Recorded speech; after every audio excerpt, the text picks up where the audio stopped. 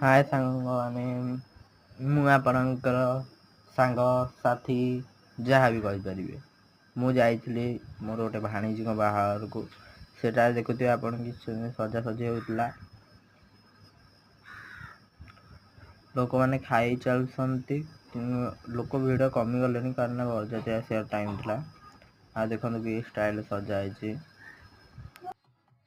ଏଇ ଯୋଉ ଫଟୋ ଦେଖୁଛନ୍ତି ଏ ଦେଖନ୍ତୁ ଉପରେ ଯିଏ ଅଛି ସେ ମୋ ଭାଣିଜୀ, ଆଗରେ ସେ ଆମର ସାନ ଭାଇ। ବହୁତ ପ୍ରକାର ଲାଇଟ୍ ଆଇଥିଲା, କିଛି ଲଗେଇଥିଲେ। ଇଏ ମୋ ପୁତୁରା ଜଣେ। ବେଦୀଟି ବହୁତ ଭଲ କି ସଜା ହେଇଥିଲା, ମୋତେ ବହୁତ ପସନ୍ଦ ଆସିଲା। ମଣ୍ଟୁ ଭାଇ, ଇଏ ଧଳିଆ ପୁଅ ସିପୁନୁ, ବୁଧୁ ଭାଇ, ସିପୁନୁ ବହୁତ ଇଏ ହଉଥିଲା। ଇଏ ହେଉଛନ୍ତି ଆମର ସାଇ ଭାଇ। ଦେଖନ୍ତୁ ସେଲ୍ଫି ଷ୍ଟାଣ୍ଡ ଆସିଥିଲା, ଛୋଟ ଛୁଆମାନେ ଚଢ଼ି ତା ଉପରେ ସେଲ୍ଫି ଭିଡ଼ିଓ କରୁଥିଲେ। ଆଉ ଆପଣ ଦେଖିପାରୁଥିବେ ଷ୍ଟେଜ୍ ଉପରେ ବର୍ତ୍ତମାନ ଫଟୋ ଉଠା ଉଠି ଚାଲିଛି। ଆଉ ତା ଆଗରେ କିନା ସେଲ୍ଫି ଷ୍ଟାଣ୍ଡ ଛୋଟ ପିଲାମାନେ।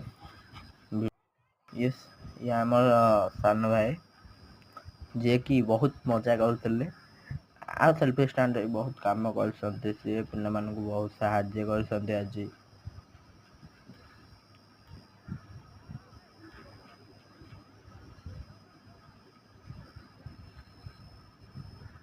ବରଯାତ୍ରୀ ଆସିବା ଟାଇମ୍ ହେଇଗଲା, ଲୋକ ବାଣି ଫୁଟେଇଲେ।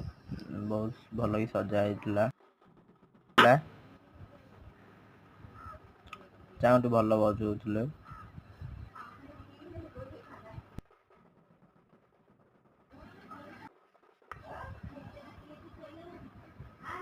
ବହୁତ ପ୍ରକାର ଲାଇଟ୍ ଆଇଥିଲା।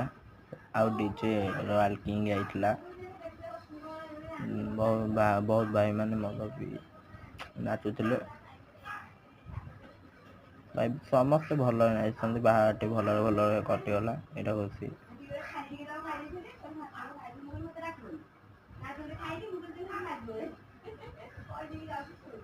ବାକି ଏଇ ଯୋଉ ଆଗେ ଗଞ୍ଜି ପିନ୍ଧିଥିବା ଭାଇ ଆମର, ତାଙ୍କ ନୃତ୍ୟଟି ମୋତେ ବହୁତ ପସନ୍ଦ ହେଲା।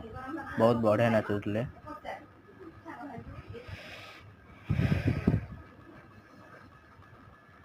ତାଙ୍କ ନାଁ ମୁଁ ଜାଣିବାରେ ଗୋପାଳ ଭାଇ। ମାନପୁର ମାଳିସାହିର ଭାଇମାନେ ବହୁତ ଭଲ। ମୁଁ ଜାଣିଛି ଏତିକି, ମୁଁ ଯାଇଛି, ଜାଣିଛି।